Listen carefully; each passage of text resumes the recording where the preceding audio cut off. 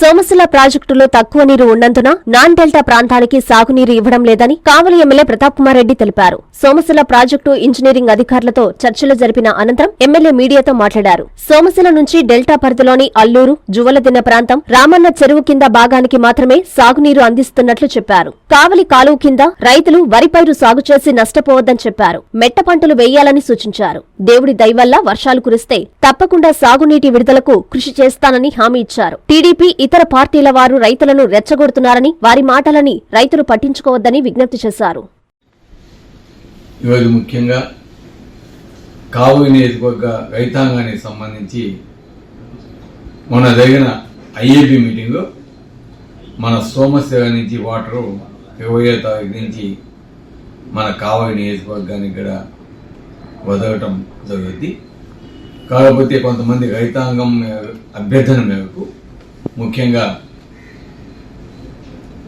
Normal వేసుకొని ఉన్నాము, దానికి నీళ్లు కావాలని అడిగిన విన్నపాన్ని దృష్టిలో పెట్టుకొని 18వ తారీఖు ఉదయం 8 గంటలకి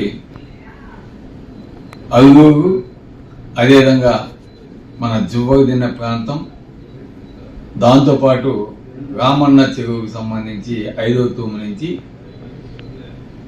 మన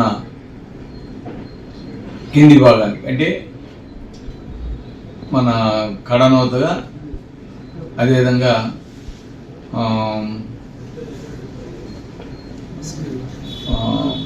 అదేది నీళ్లు వదలాలని ఇంజనీరింగ్ అధికారులతో కూడా మాట్లాడి డెసిషన్ తీసుకోవడం జరిగింది. దాని మేరకు అక్కడి నుంచి నీళ్లు వదలడం జరిగింది. కాబట్టి ఎందుకంటే వివిధ పార్టీలు వారి ఇష్టానుసారం మాట్లాడుతూ ఉంటారు, రైతులను రెచ్చగొడతా ఉంటారు. కానీ రైతుల సంక్షేమమే వైఎస్ఆర్ కాంగ్రెస్ పార్టీ లక్ష్యం కనుక వాళ్ళ మాటలు విని మనం నాలుగు వేసుకుంటే కొన్ని ప్రాంతాల్లో రైతాంగం నష్టపోయే పరిస్థితి ఉంది. ఎందుకంటే ఒకవేళ ఈ నవంబర్ మాసంలో కనుక దేవుడు కరుణించి మనకి మంచి వర్షాలు కానీ పడినాయి అంటే కావలి నియోజకవర్గం మొత్తం కూడా పండేదానికి అవకాశం ఉంటుంది. కానీ గడిచిన 15-16 సంవత్సరాలు అనుభవం దృష్ట్యా నవంబర్ 2 టీఎంసీ, డిసెంబర్లో మ్యాక్సిమం ఈ 15 సంవత్సరాలు 2 టీఎంసీ మాత్రమే సోమశిలకి వచ్చున్నాయి. మహా వస్తే 5 టీఎంసీ వచ్చే అవకాశం మాత్రమే ఉంది. కాబట్టి రైతాంగం నష్టపోకూడదు.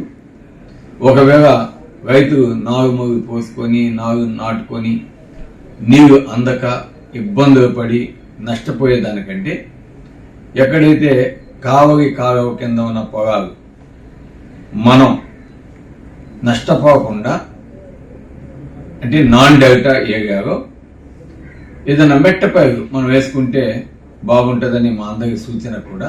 రైతాంగం ఎప్పుడు కూడా బాగుండాలని మేము కోరుకునేది. కొంతమంది తెలుగుదేశం నాయకులు కావచ్చు లేదా ఇతరులు కావచ్చు కొన్ని స్టేట్మెంట్స్ ఇచ్చి వెచ్చగొడితే దాన్ని మీరు ఎట్టి పరిస్థితిగా కూడా కన్సిడర్ చేయదు. ఎందుకంటే రాజశేఖర రెడ్డి గారు ముఖ్యమంత్రిగా ఉండగా, జగనన్న ముఖ్యమంత్రిగా ఉండగా మనకి సమృద్ధిగా పంటలు బాగా పండి, అదేవిధంగా ఈసారి మిగతా టైంలో కూడా ఈ సంవత్సరం కూడా పండుతాయని ఆశిద్దాం. కానీ మనం సడన్ డిసిషన్ తీసుకోకుండా ఆలోచించి వెయిట్ చేసి తీసుకుంటే బాగుంటుంది డిసిషన్స్. అందుకే నా విన్నపం నాన్ డెల్టా ప్రాంతమైన కావలి నియోజకవర్గంలో వీలైనంత వరకు మెట్టపైలకి మీరు పోతే మంచిది. వరి అటువంటివి వేయకుండా ఉంటే మంచిది. ఒకవేళ వానలు కానీ సమృద్ధిగా ఈ 2 నెలలుగా మనకి దేవుని ఆశీస్సులతో పడితే మటుకు తప్పకుండా దానికి సహకరిస్తామని కూడా తెలియజేస్తాం. కానీ నా యొక్క మనవి ఏంటంటే వీలైనంత వరకు ఈసారి మనం అవాయిడ్ చేసి డెల్టా ప్రాంతం అల్లూరు మొత్తము, అదేవిధంగా జువ్వదిన్న ప్రాంతం, అదేవిధంగా దగదెత్తి మండలం, దాంతోపాటు రామన్న చెరువు కింద ఉన్న 5, 6, 9 కింద కూడా పంట వేసుకునే దానికి ఈరోజు అనుమతిస్తున్నాం. కాబట్టి రేపు 18వ తారీఖు నుంచి ఈ నాలుగు కూడా నీళ్లు అందివ్వాలని రైతాంగానికి మేము డిసైడ్ చేస్తున్నాం. కాబట్టి 18వ తారీఖు ఉదయం 8 గంటలకి అగు చెరువుకి, అదేవిధంగా రామన్న చెరువుకి 5, 6, 9 నీళ్ళు ఎత్తేదానికి వచ్చి ఎత్తుతున్నాం. కాబట్టి అందరూ కూడా రైతాంగం కూడా అక్కడికి కావాల్సిందిగా కూడా కోరుతున్నాము. కాబట్టి రైతులు దయచేసి మీరు నష్టపోకూడదు, మీ మంచి కోరేవాళ్ళం. కాబట్టి ఎవరు రెచ్చగొట్టినా కూడా మీరు వెచ్చిపోతే నీళ్లు లేనప్పుడు మనం రైతు రంగానికి అన్యాయం చేసిన అవుతాం మేము. కాబట్టి తప్పకుండా మీరంతా కూడా మంచి మనసుతోటి అర్థం చేసుకుని మెట్టపాయలు వేసుకోవాల్సిందిగా నాన్ డేటా రైతాంగాన్ని కోరుతున్నాం. Thank you much.